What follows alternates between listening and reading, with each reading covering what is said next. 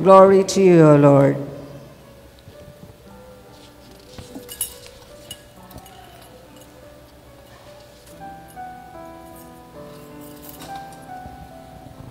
While some people were speaking about how the temple was adorned with costly stones and votive offerings, Jesus said, "All that you see here, the days will come when there will not be left a stone upon another stone that will not be thrown down." Then they asked him, "Teacher, when will this happen? And what sign will there be when all these things are about to happen?" Jesus answered, See that you not be deceived, for many will come in my name saying, I am he, or the time has come. Do not follow them. When you hear about wars and insurrection, do not be terrified, for such things must happen first, but it will not immediately be the end. Then he said to them, Nations will rise against nation, kingdom against kingdom. There will be powerful earthquakes, famines, and plagues from place to place. And awesome sights and mighty signs will come from the sky. Therefore, before all these things happen, however, they will seize and persecute you. They will hand you over to the synagogues and to the prisons, and they will have you led before kings and governors because of my name. I will lead your giving testimony. Remember, you are not to prepare your defense beforehand, for I myself will give you a wisdom in speaking, that all your adversaries will be powerless to resist or refute. You will even be handed over by parents, brothers, relatives, and friends, and they will put some of you to death. But you will be hated by all because of my name. But not your hair or on your head will be destroyed. By your perseverance, you will secure your lives. My dear friends, the Gospel of the Lord. Praise to you, Lord Jesus Christ. In the name of the Father, the Son, and the Holy Spirit, the last things and the last things. Sounds familiar, no? Sounds pareho lang, no? Pero hindi pareho yan.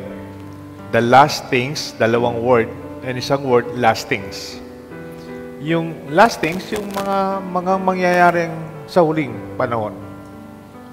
Last things. Pero yung last things, yung mga mananatili. May expression. How you define your end will define your ways. Kung paano mo nakikita yung katapusan, ano man yan, yung araw-araw ngayon will always be defined by that end. Kaya, it's good to have a definition on how we will end. Sigurado it will end. Yung buhay natin, sigurado yan. Pero sana we define it now. Pwede nating define yung at the end, magkakasama kami yung pamilya. So hindi mo ayan, you will compromise your family. Kasi nakadefine na eh. Even your decisions today will hold you, will lead you. Sino po yung mga contractor dito?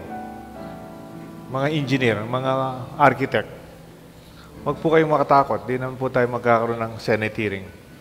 Di ba, engineer, architect, pag nagpapagawa sila sa iyo, hindi ka muna magpapabili ng semento, bakal, hiyero, pintura. Una, pag-usapan muna, paano mong gawin? Anong gusto mo? Anong gusto mo? Bahay. May second floor. Ilang kwarto? Define the details. Anong quality gusto mo? And then the details will define it. And then pag naka-finalize na yung end, that is the time you just buy your materials and even define your human resources. Always, mayroong isang book. Ang title po ng book, familiar kayo, 7 Habits of Highly Effective People by Stephen Covey. Sabi nung second habit, tayo po lahat, always begin with the end in mind. May repeat, always begin with the end in mind. And how you view your vision of the end will define your present. Baka naman wala tayong concept of the ending of our life. Sana masaya. Sana magkakasama pa rin tayo.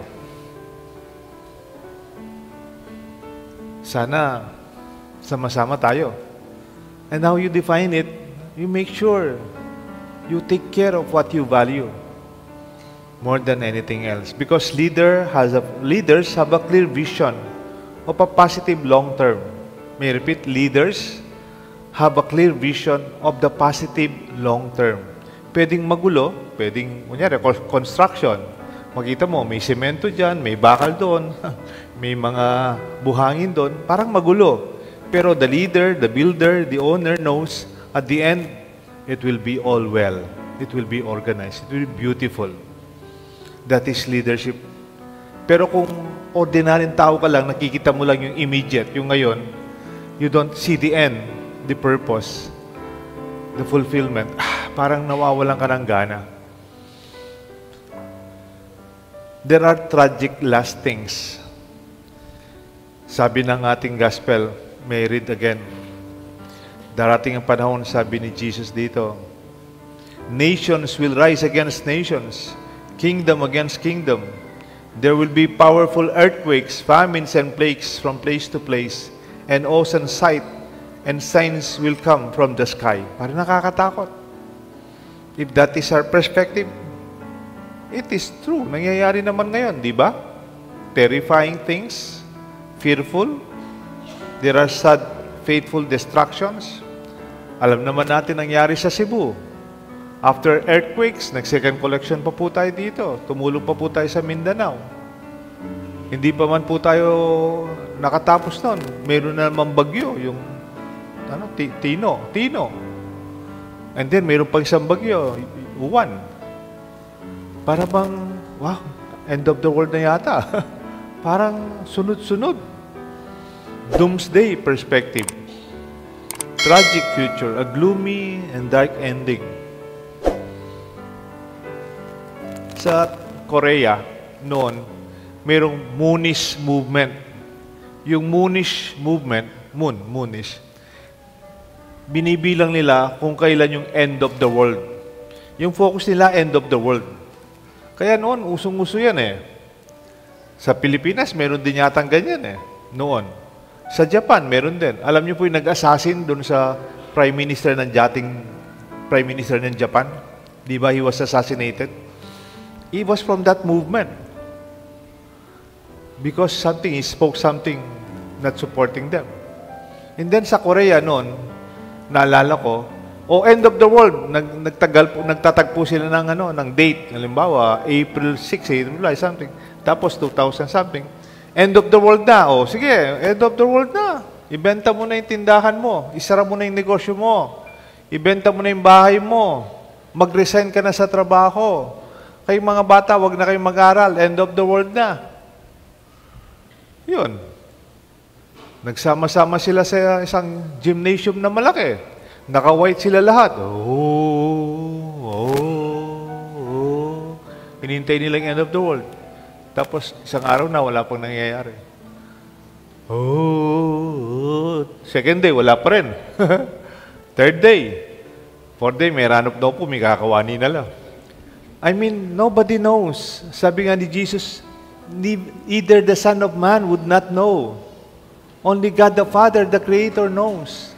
Our business is to carry on every day. Not to be consumed by the end.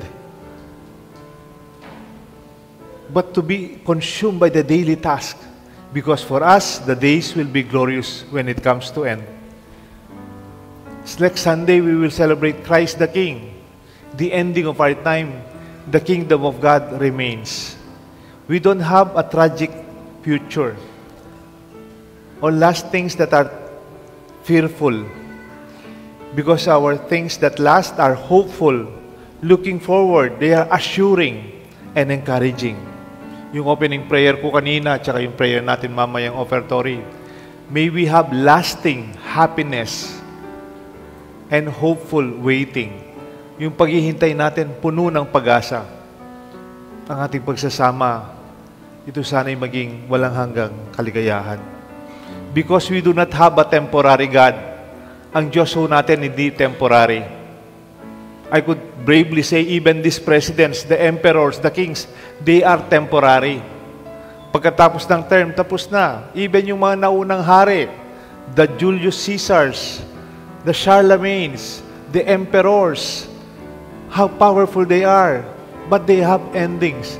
Our God remains and remains forever. This we hold on to. This gives us hope. This is the basis of our faith. The things that last, ang ating pamilya, ang ating pagmamahal sa bawat isa, ang ating masayang pagkakaibigan. And these are things that we hold on to. May mga tao kumisan nagkakaroon ng nervous breakdown o kaya hindi nakakatulog. Yung overthinking. Ako naman, never thinking. Sabi, you don't have to overthink. Di ba? It will happen. There are things beyond us. Sana masarap yung tulog natin. Ipasa Diyos natin. Not because wala tayong pakialam. After doing our part, doing our best, God will take care. Mayroon po kong kwentong isang movie na po. Sa 2005, may isang movie.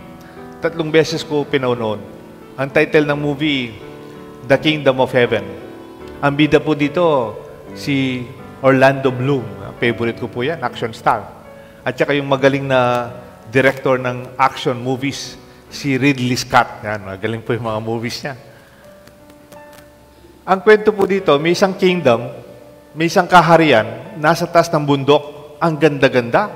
It is coveted. Pag nasande po rin ang aluwang kaharian, kasi ang ganda-ganda, parang yung overlooking, tapos malamig, maganda, very organized and beautiful. Kaya yung mga ibang hari, mga emperor, they were longing to take over that kingdom. Kaya sunod-sunod po yung gera. Kaya nga po action movie eh. Kaya lang yung kanilang king, leper. Hindi siya umaharap sa mga tao. Kinakausap lang niya yung pinaka-general niya, kaya yung pinaka-head ng military, si Orlando Bloom. Si pangalan niya, Balian. A very young warrior. Maganda naman, ang sarap ng moving yon, nananalo sila, iba't ibang gera, iba't ibang style ng kalaban nila. They were in the strategic position, nasa taas sila, talagang they could define their own ways of fighting and defending. Kaya lang po, nabubugbog din yung kanilang kaharian. Yung mga pader nila, nabutas-butas na rin, nasisira, kahit nire-repair, gera na naman, masusunog, mabubutas, may mamamatay. And then yung last enemy nila, napakarami. Kung 50,000 sila, yung kalaban nila, 300,000. Siyempre, namamagasa ako, mananalo pa rin sila. At the last part of the movie, patapos na eh. Suddenly, I was so disappointed. Lumabas si Balian, yung pinakabida, si Orlando Bloom. Kala ko, anong gagawin niya? Lumapit sa emperor, nung kalaban nila. And then he surrendered. Sayang, sabi ko, anticlimactic naman to. Sala ko, they will fight until the end. But they surrendered. Kaya lang, mayroon siyang isang condition. We surrendered the kingdom. The castle is yours. But give us safe passage. Palabasan niyo kami mo. Ngayon kaya panasakitan. Ang saya-saya ng mga kalaban. They were shouting. At last, they won. And then, yun po part, pinadaan sila. Nauna yung mga matatanda, yung mga babae, yung mga buntis, yung mga bata, yung may sakit, yung mga sundalong nasugatan, tapos the rest of the army and Balian. Alam mo po, galing-galing ng cinematography ba yun? Yung at the end, makikita mo, umuusok yung kingdom, nasusunog, butas-butas, yung pader, puno na ng sira, kasi gera eh. Tapos yung mga background nila, yung mga soldiers na kalaban nila, nag-celebrate sila. And then at the forefront, they were passing. Yung, alam mo yung safe passage, dumadaan sila. Pero finokus yung mga mukha ng mga dumadaan. Wala man silang sense of regret. Wala man silang sense of failure or defeat. Hindi mo mababaka sa mukha nilang natalo sila. Hindi mo makikitang malungkot sila. On the contrary, makita mo yung malalim na tuwa. Parang peaceful. Peaceful po sila. Parang they are not attached to that kingdom. Parang ganda ng background, parang makatiman lang pong lupa lang pang makaloko. Parang sinabi sa inyo na yan.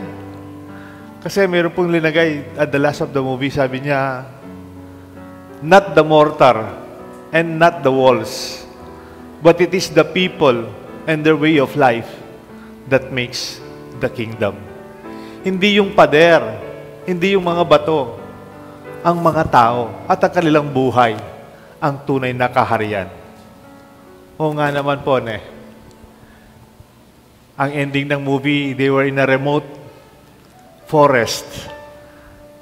They were dancing. They were laughing. They were singing.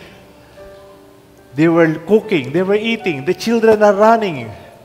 And you realize, yes, those things last. Those kingdom na pwedeng masunog, pwedeng masira, sa kanila na yun. Tayo, we remain. Let this be our hope. Let this be our faith. The Lord is alive beyond us and before us and in our midst. The kingdom of God is in our midst. And let this be our thanksgiving, our good news for this last Sunday of this liturgical year. The Father, the Son, and the Holy Spirit. Amen.